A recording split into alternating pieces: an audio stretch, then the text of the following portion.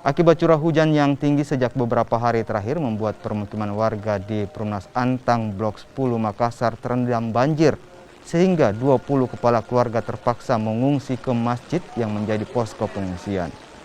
Sejumlah aparat kepolisian sektor Manggala terus melakukan pemantauan dan mengevakuasi sejumlah warga yang terjebak banjir, termasuk seorang balita bersama orang tuanya. Ada 20 kakak, 77 jiwa, dewasa 21, 21 laki-laki, perempuan 28. Oh, jadi ini kenapa sampai mengungsi ke sini nih, Bu? Banjir rumahnya. Banjir, Bu? Iya. Rata-rata ketinggian berapa itu banjirnya? Sampai lutut. Sampai lutut? Iya. Ada yang lebih tinggi lagi? Ada lebih tinggi lagi, lebih tinggi saya. Beda-beda, Bu? Beda-beda. Tapi intinya banjir semua rumahnya, Bu, ya? Iya, banjir semua rumahnya.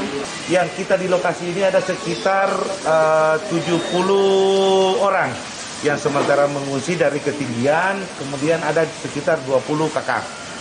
Jadi sampai sekarang untuk warga belum ada kami melihat ada kesulitan, tetapi dari pemerintah Kecamatan Manggala sudah melakukan satu tindakan terkait dengan pengungsi ini. Jadi sudah dilaporkan ke tingkat atas.